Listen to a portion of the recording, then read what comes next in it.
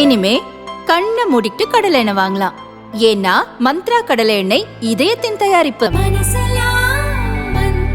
திமுக கூட்டணியில் சிதம்பரம், விழுப்புரம் தொகுதிகளில் விசிக போட்டியிடுகிறது. கடந்த தேர்தல்களைப் போல இந்த தேர்தலிலும் பானை சின்னம் கேட்டு தேர்தல் கமிஷனில் விசிக மனு கொடுத்தது. ஆனால் தேர்தல் கமிஷன் மனுவை நிராகரித்தது. இதை எதிர்த்து விசிக டெல்லி ஹைகோர்ட் போனது. கடந்த 2 பொது தேர்தல்களில் குறைந்தபட்சம் 1% வாக்குகளை கூட விசிக பெறவில்லை.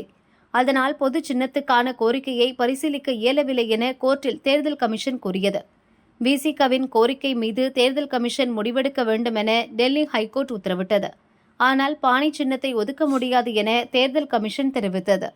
இதனால் பானை சின்னம் கிடைக்குமா என்ற சந்தேகம் விசிக நிர்வாகிகள் மத்தியில் எழுந்தது.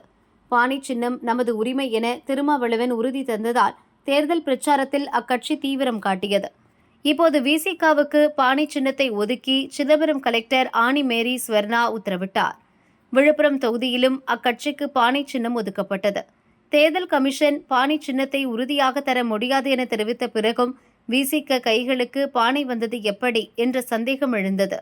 இதுகுறித்து விசிக நிர்வாகி ஒருவர் விளக்கமாக பேசியுள்ளார்.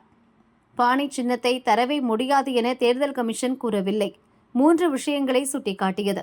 1. கடந்த கால தேர்தல் கணக்கு வழக்குகளை கட்சி முறையாக ஒப்படைக்கவில்லை. அடுத்து, பதிவு செய்யப்பட்ட அரசியல் கட்சிக்கான வரவு செலவு கணக்குகளை முறையாக தாக்கல் செய்யவில்லை. 3வது, சின்னம் கோரி ஒதுக்கப்பட்ட மனுவில் அதிகாரப்பூர்வ பொறுப்பாளரின் கையொப்பம் இல்லை என கூறி மனு நிராகரிக்கப்பட்டது. சின்னம் கேட்டு மனு கொடுத்த போது விசிக பழைய அலுவலகமான தீநகர் சின்னையா தெருவின் முகவரியை கொடுத்துள்ளனர். இப்போது கே நகரில் உள்ள அலுவலகத்தை பயன்படுத்தி வருகின்றனர். ஆனால் மனுவில் பழைய முகவரியே உள்ளதால் தேர்தல் கமிஷன் சந்தேகப்பட்டது. இதனால்தான் சின்னம் கிடைப்பதில் தாமதம் ஏற்பட்டது. இது தவிர 2 தொகுதிகளில் நின்றால் கேட்கும் சின்னத்தை கொடுக்கலாம் என்ற விதி இருக்கிறது. இதனால் எளிதில் சின்னத்தை பெற்றுவிடலாம் என திருமாவளவன் நம்பினார். வேறு சுயேட்சைகள் கைக்கு பானை சின்னம் போனாலும் சமாளித்து விடலாம் என்ற பேச்சு அடிபட்டது. இதனால்தான் பானை இல்லை என யாரும் பதற்றப்பட வேண்டாம் என திருமாவளவன் கூறினார். நாங்கள் எதிர்பார்த்தது போலவே பானை சின்னம் கைக்கு வந்தது என விசிக நிர்வாகி கூறினார்.